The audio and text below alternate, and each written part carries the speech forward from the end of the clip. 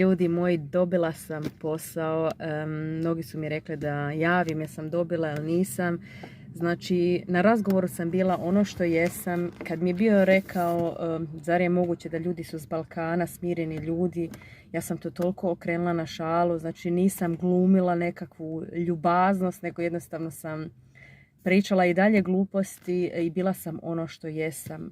Danas sam išla da potpišem ugovor i da se dogovorimo oko plaće, jer oni su pristali, ali ja još nisam rekla što ja želim da zarađujem. Znači, nije uopće bio razgovor o plaći. I danas kad sam bila na razgovoru, kad sam rekla koliko želim, ona je progutala i kaže, kaže, to je puno više nego što su oni očekivali. Ali ja sam njima rekla, znate šta, ja znam svoju vrijednost i ako želite premium servis, ja hoću i premium plaću.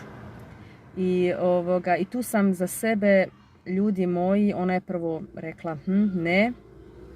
I ja sam onda bila napustila i onda me je jedno sat vremena poslije nazvala da se ona dogovorila sa šefom i da je šef pristao na sve što sam tražila, jer jednostavno sam mu bila toliko draga, simpatična, pozitivna. I tu vam želim reći, nemojte se nikad prodavati ispod cijene.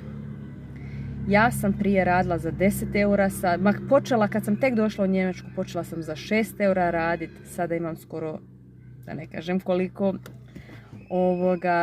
jednostavno kad ti znaš svoju cijenu, kad znaš svoju vrijednost, jednostavno ne ideš niže.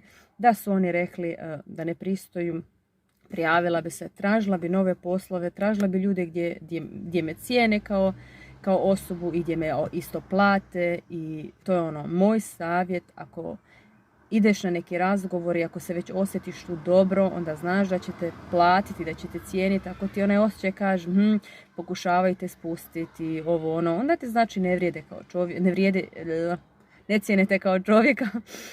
I to sam vam htjela reći. Uživajte mi u danu i budite mi dobro. Ćao!